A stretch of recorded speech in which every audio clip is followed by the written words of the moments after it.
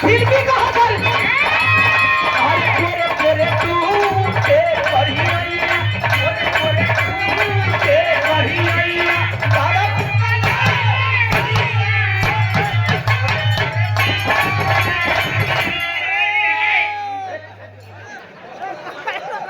अरे फिर करवटिया करतानी पतिया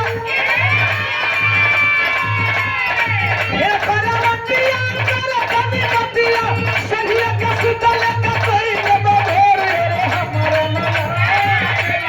भैया हमारा नया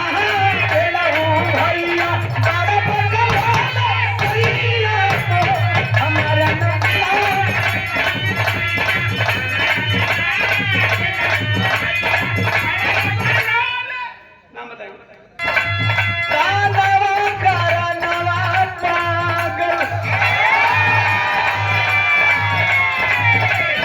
इस उम्र में बिरहा जगत में मैंने जो कुछ भी गाया सभी को आप लोगों ने दुलार दिया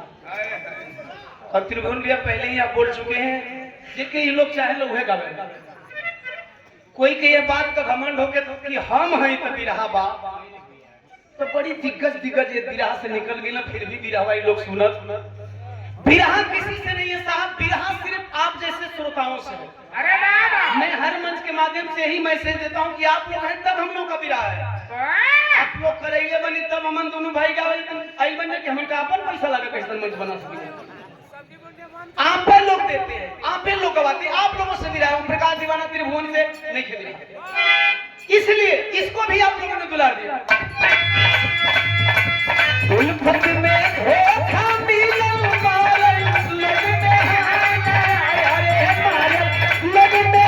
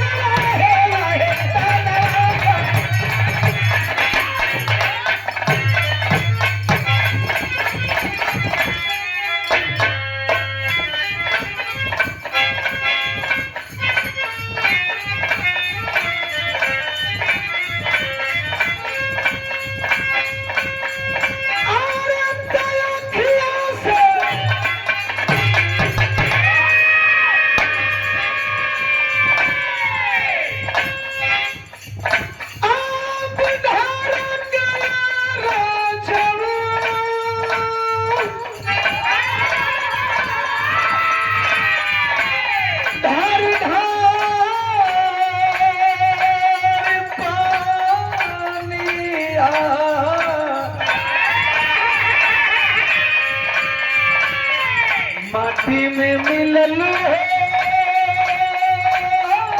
जाता माटी में मिलल हो जाता